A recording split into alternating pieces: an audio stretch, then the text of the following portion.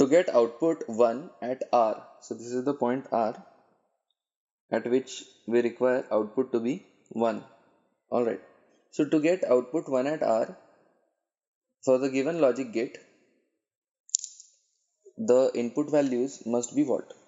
Alright, so we can either plug in the inputs at X and Y position, or we can solve the circuit using De Morgan's laws. So let me recall De Morgan's laws for us over here. De Morgan's law state A plus B bar is going to be A bar dot B bar. This is one law, and another law is A dot B bar is going to be A bar plus B bar. Dot represents the AND gate and plus represents the OR gate. This is clear to us. Now, which is the gate at the output that they are using? The gate at the output is clearly the NOR gate. So OR gate, and then there is a bubble over here which represents the NOR gate. So the OR gate noted essentially. So at the output, we can say that R is going to be equal to P or Q, but the not of that. So this is going to be R at the output. Okay.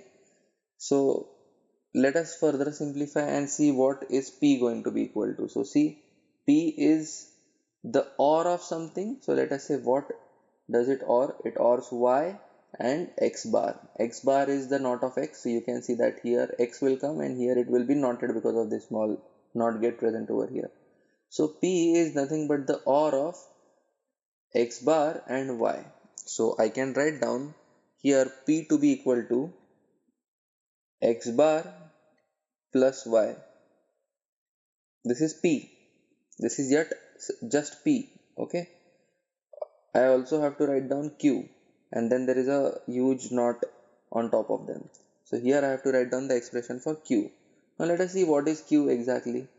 So Q is going to be, see here for Q we are knotting Y and we are taking X directly, and then we are ANDing them, and then again there is a bubble over here, so we are again taking the bar of that.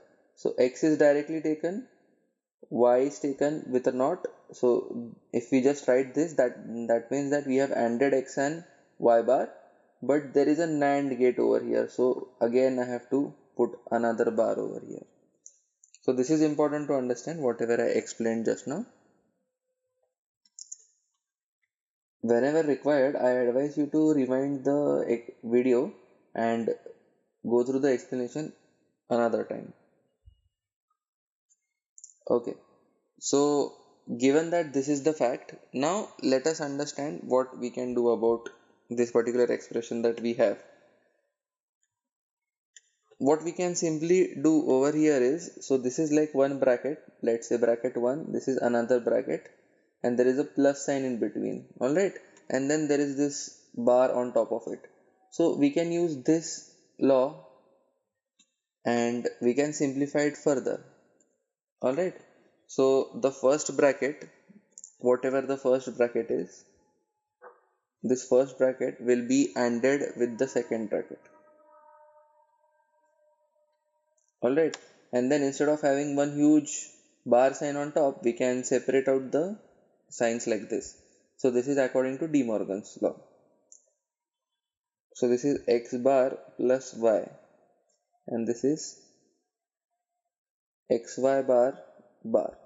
Alright, so these two bars will now cancel each other out. So these two, this one and this one, will cancel each other out, and here in the second bracket will be left with XY bar only. Okay, let us see what is happening to the first bracket. Again we can get a situation that is similar to this, A plus B the whole bar, here A being X bar and B being Y basically. So again what we can do is, we can again separate the bar completely and write down X bar bar dot Y bar. So this is going to be the bracket. So what do I get over here? X and y bar dotted with x dotted with y bar. So this is nothing but, see, y bar and y bar are the same value and x are the same value, and we are multiplying. So this is nothing but x y bar. Logically speaking, it is nothing but x y bar. Alright. So x y bar is basically what we have found out, the expression for R to be. This is going to be x y bar. And there is an and in between. So that means x has to be positive or high and y bar has to be positive or high. That means y has to be 0. So the only option is option C. X has to be high and y bar has to be high. So y has to be 0 essentially. So this is the answer.